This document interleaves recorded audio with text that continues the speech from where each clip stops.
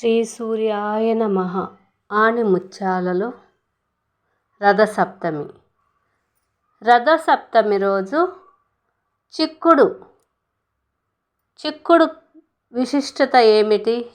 చిక్కుడు పాదు యొక్క విశిష్టత.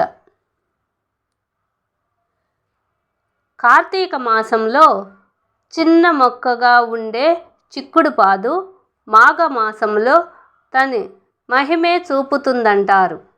చిక్కుడు కాయలతో, ఆకులతో, వెదురు దబ్బలతో సూర్యరథం కూర్చుకొని నైవేద్యాన్ని సమర్పించే పాత్రను ఆ రథంలో పెట్టి సూర్యభగవానునికి పొంగలి సమర్పిస్తారు.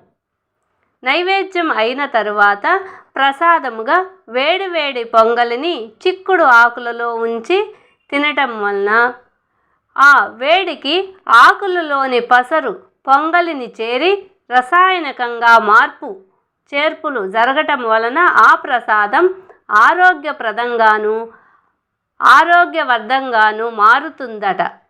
ఈ సాంప్రదాయం ప్రకృతిని దైవ సమానంగా ఆరాధించే ప్రక్రియలో ఓ భాగం. ఇదే చిక్కుడు పాదు యొక్క విశిష్టత. చిక్కుడు పాదు, చిక్కుడుకాయల విశిష్టత ఆదరించండి. చిన్న లైక్ చేసి సబ్స్క్రైబ్ చేయండి ఆణిముత్యాలను.